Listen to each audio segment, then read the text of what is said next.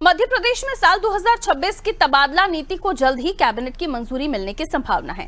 सामान्य प्रशासन विभाग ने इसका प्रस्ताव लगभग तैयार कर लिया है। प्रस्ताव के अनुसार 15 मई से 1 माह के लिए तबादलों पर लगे प्रतिबंध को हटाया जा सकता है, जिससे विभिन्न विभागों में स्थानांतरण की प्रक्रिया शुरू हो सकेगी। इस बार नीति में बड़ा बदलाव करते हुए स्कूल शिक्षा विभाग को अलग रखा जाएगा और उसके लिए अलग से तबादला नीति तैयार की जाएगी। मुख्यमंत्री डॉक्टर मोहन यादव ने मंगलवार को कैबिनेट बैठक में अधिकारियों को निर्देश दिए हैं कि तबादला नीति में देरी नहीं होनी चाहिए और इसे शीघ्र लागू किया जाए। उन्होंने कहा कि तबादलों में पारदर्शिता और न्याय सुनिश्चित होना जरूरी है, क्योंकि उनके पास लगातार कर्मचारियों के आवेदन आते रहते हैं। उन्होंने ये भी संकेत दिए हैं कि हर साल कुछ निश्चित अवधि के लिए तबादला प्रतिबंध हटाया जाएगा, ताकि प्रक्रिया व्यवस्थित ढंग से चल सके। बैठक में मंत्री गोविंद सिंह राजपूत ने स्वैच्छिक तबादलों की सीमा बढ़ाने का भी सुझाव दिया है। उन्होंने कहा कि बड़े कैडर वाले विभागों में सीमित तबादलों के कारण कर्मचारियों को लंबे समय तक प्रतीक्षा करनी पड़ती है। इस सुझाव का स्कूल शिक्षा मंत्री ने समर्थन किया है। जल संसाधन मंत्री ने शिक्षा के साथ स्वास्थ्य विभाग को भी शामिल करने की बात कही है। वहीं पीएससी सचिव जीतू पटवारी ने इस पर आरोप लगाया है और कहा कि प्रदेश में तबादला प्रक्रिया में अनियमितता और राजनीतिक हस्तक्षेप बढ़ रहा है, जिससे प्रशासनिक कार्य प्रभावित हो रहे हैं। सरकार का कहना है कि नई नीति से व्यवस्था अधिक पारदर्शी और संतुलित होगी।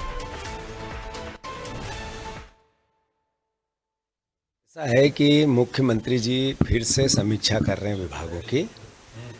तो विभागों की समीक्षा में पहली बात निकल के आई, मंत्रियों ने कहा कि हमें ट्रांसफर की ताकत दो, अधिकार दो। ये मैंने आज अखबारों में पढ़ा।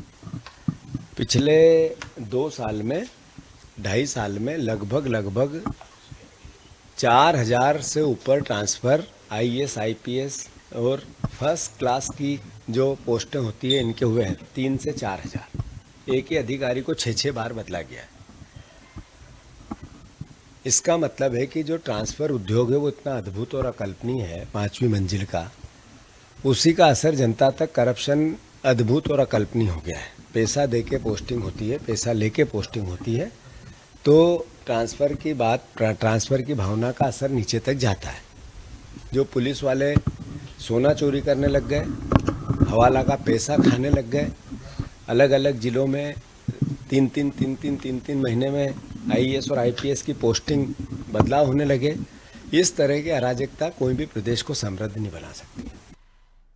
तो ट्रांसफर पॉलिसी को लेकर पीएससी चीफ जीतू पटवारी ने आरोप लगाए हैं और फिलहाल देखा जाए तो 2026 की तबादला नीति को जल्द ही कैबिनेट की मंजूरी मिलने की संभावना जताई जा रही है। इसमें क्या कुछ होगा और जिस तरह का राजनीतिक हस्तक्षेप जीतू पटवारी आरोप लगा रहे हैं, इसके पीछे कितनी सच्चाई है, आइए जान लेते हैं। ब्रजेश चौकसी जी हमारे बेरड हमारे साथ जुड़े हुए हैं। तबादला नीति को लेकर इससे पहले भी कई बार जो विपक्ष है ब्रजेश जी आरोप लगाता रहा है और इस बार भी जीतू पटवारी ने वही किया, लेकिन इस बार मुख्यमंत्री जो कह रहे हैं कि पारदर्शिता और जो ट्रांसफर होंगे उसमें ट्रांसपेरेंसी के साथ साथ तमाम व्यवस्थाओं को देखते हुए ट्रांसफर किए जाए और उसमें शिक्षा विभाग को भी थोड़ा सा भी साइड में रखा गया है, ताकि समय के साथ इन चीजों को आगे बढ़ाया जा सके। लेकिन इस पर जो आरोप प्रत्यारोपों की राजनीति हो रही है वो अपनी तरफ है। आप कैसे देखते हैं, कितनी सच्चाई है जीतू पटवारी के आरोपों में?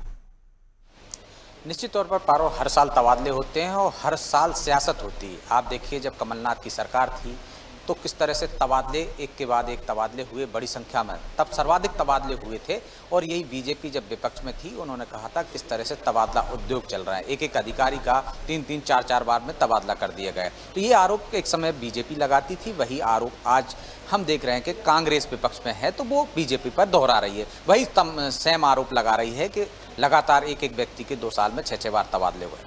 तबादलों पर आरोप लगाना अलग बात है, लेकिन तबादले यदि हुए हैं एक व्यक्ति के 6 बार तो जीतू पटवारी प्रदेश अध्यक्ष हैं, उनको सबूत सामने रखना चाहिए थे कि फला अधिकारी इतने हैं, इनके 6 बार तबादले हो गए हैं, 6 महीने में, साल भर में, 2 साल में, तब कहीं जाकर तथ्यों पर भरोसा होता है। राजनीति में आरोप प्रत्यारोप का खेल चलता रहता है, लेकिन जहाँ तक तबादले की बात है, हर साल तबादले होते हैं और बाकायदा तबादला नीति आती है। जैसा कि आपने कहा, शिक्षा विभाग को हमेशा अलग रखा जाता है क्योंकि वो और अब फिलहाल जनगणना से जुड़ा हुआ है, तो इस कारण जो जनगणना में लोग जुड़े हुए हैं उनको भी तबादला नीति में बाहर रखा जाएगा, उनके तबादले नहीं होंगे। जिस तरह से चुनाव आयोग के समय में तबादले नहीं होते, वैसी नीति यहाँ पे अपनाई जाती है।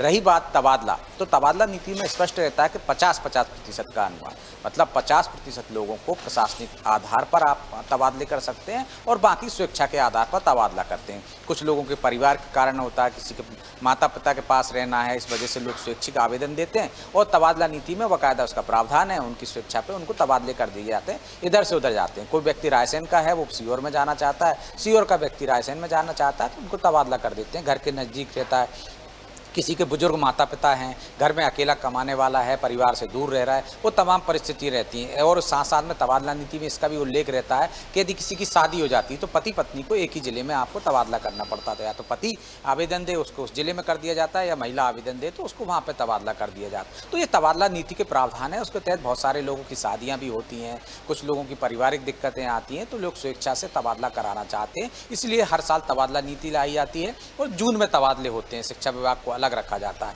तो इस पर हर बार हम देखते हैं सियासत होती है, लेकिन ये जरूरी भी है प्रशासनिक क्षेत्र से। जिस तबादला में नीति में ये उल्लेख है कि भाई 3 साल किसी को हो गए, 5 साल हो गए तो आपको उनको बदलना होगा। किसी का प्रमोशन हो जाता है, किसी का तबादला हो जाता है, कोई रिक्त स्थान हो जाता है, किसी के हादसे में डेथ हो जाती है, बहुत सारे कारण रहते हैं। इसलिए हर बार तबादला नीति लाई जाती है और 1 महीने में, क्योंकि छुट्टियों का अवसर रहता है, बच्चों की छुट्टियां हो जाती हैं और जब नई तबादला नीति के बाद तबादला होता है तो वो दूसरी जगह जाकर उनका एडमिशन करा लेते हैं, तमाम सुविधाओं के इंतजाम हो जाते हैं, तो वो परेशानी नहीं होती। इसलिए मई और जून में तबादला नीति लाई जाती है और सियासत भी हर बार होती है, इसमें कोई नई बात नहीं है। लेकिन अब जनता भी समझने लगी है कि ये सिर्फ सियासी आरोप प्रत्यारोप हैं, इससे कुछ नहीं होने वाला। प्रशासनिक अमला भी समझता है कि ये जरूरत है, प्रशासनिक दक्षता के लिए भी जरूरी है और ये समाज के लिए भी और जो सरकारी नौकर हैं उनके लिए भी जरूरी होता है। इसलिए हर बार तबादला नीति आती है और इस बार थोड़ी देर हो गई है, तो मुख्यमंत्री ने भी नाराजगी जाहिर की है। आपने देखा है कैबिनेट में उन्होंने कहा कि वो कह चुके हैं कि तबादला नीति लेकर आइए, जल्द लाइए, क्योंकि बहुत सारे तबादलों के आवेदन आ रहे हैं। लेकिन कई बार विपरीत टिप्पणी आ जाती है, कोई कारण आ जाता है तो उनके तबादले नहीं होते। जब नीति आ जाती है तो वो समुचित रूप से उसका निराकरण हो जाता है। मंत्रियों को भी अधिकार दे दिए जाते हैं कि जिले के अंदर वो तबादला कर सकते हैं। कोई फला गांव में यदि कोई स्कूल टीचर है तो वो अपने घर के नज़दीक जाना चाहता है तो उसको घर के नज़दीक कर दिया, तो जिले में वो अधिकार मंत्रियों को मिलते हैं। हालांकि मंत्रियों की मांग है कि वो उनको ज़्यादा अधिकार दिए जाएं, जो 50% का जो एक फार्मूला है उसको बढ़ाया जाए। लेकिन तबादले पे सियासत आप आगे भी देखने को मिलेगी, इसमें कुछ नया नहीं है। बहुत शुक्रिया ब्रजेश जी जानकारी के लिए।